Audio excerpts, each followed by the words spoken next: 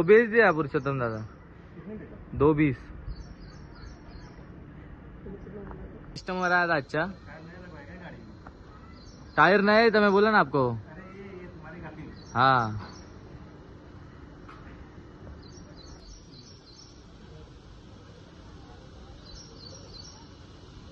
त्याला 2 हफ्ते झाले सेक्टर 8 मध्ये लाईट जात आहे। एकच प्लॉटची नाही जात आहे तर बरेच प्लॉटची लाईट जात आहे।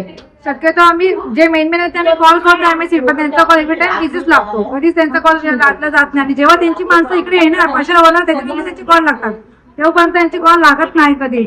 एक तर लाईट जाते दुपारची पण लाईट जाते, रात्रीची झोपायला गेलो की लाईट गेलं म्हणजे आडवं पडलं की पण उठायचंच असतं का तर लाईट जाण्यामुळे पंखा नसल्यामुळे बुक घ्या मुलांची शाळेची बुक कुठे असं ती काढा आणि आपल्या हवा मारून झोपायचं।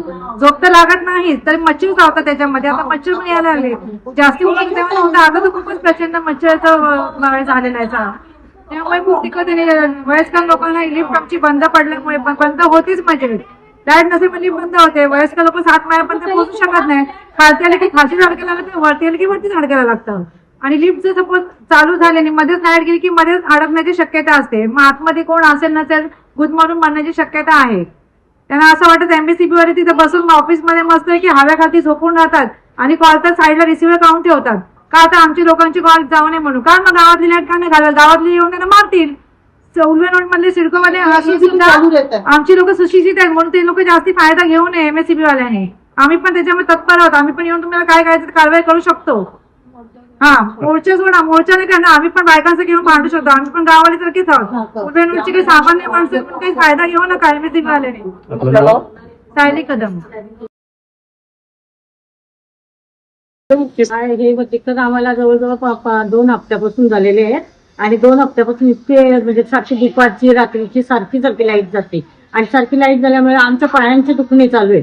त्यामुळे आम्हाला सारखं 5-5 6 माळी चढून जाऊ शकत नाही। एक दिवस मी गेली कशी पण, कारण माझ्या घरात पेशंट आहे तर म्हणजे हॉस्पिटल नाही, मला तिथे जावं लागतं, मला तासभर मी खाली बसून जमणार नाही म्हणून मी धडपडत गेली तर माझ्या पायाला पण लागलं। एक दिवस फटाफट रात्रीचे गेले तर माझ्या घरातला एसी पण गेला आणि टीव्ही पण गेला। आता परवाच मी मामाकडे जाऊन एसी आणि फ्रीज नवीन घेतला, कारण प्रॉब्लेम एवढे आहे की आम्हाला एसीची पण गरज आहे आणि फ्रीजची पण गरज आहे। पण जर लाईट जाते तर आम्हाला कोणी फुकट भरून देणार आहे का? एमबीसी वाले देतील का आम्हाला आणून तेव्हा हा टीव्ही घ्या, तुमचा फ्रीज गेलाय तो घेऊन जा। आणि असं पण नाही आम्ही हॉस्पिटलला आहे तर आम्ही लाईट पिटे सगळं बंद करून जाऊ शकतो, लाईट करू शकतो, पण फ्रीज याच्यात पण नाही करा प्रॉब्लेम आहे ना। पटकन लाईट जाते आणि आता चालू मध्ये पण कधी कधी पटकन जातं, मग आम्ही काय करायचं? आणि लाईटच नसल्यानंतर आमचे एवढे प्रॉब्लेम होतात त्यामुळे मुलांना घेऊन खाली उतरा वरती चढा, जिन्यात लाईट नसते याच्यात लाईट नसते, चढणार कसं उतरणार कसं? आता आमचे वय झालेले आहेत आणि लिफ्ट मध्ये कोण अडकलं लहान मुल किंवा आमच्यासारखं वय तर जागेत जीवन मरून जायचं ना।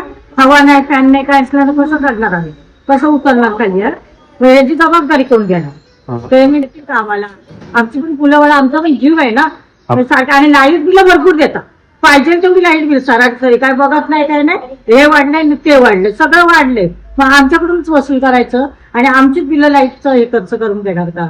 आणि आई लाईट नसते आम्हाला तास 2-3 तास, रात्री 12 वाजता 1 वाजता 4 वाजेपर्यंत लाईट येत नाही, रात्रभर बसायचं, सकाळी कामं असतात, हॉस्पिटल असतात, सगळ्यांचे प्रॉब्लेम असतात।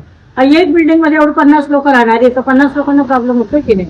मग सगळ्यांचं जसं हे करत त्याच्यासाठी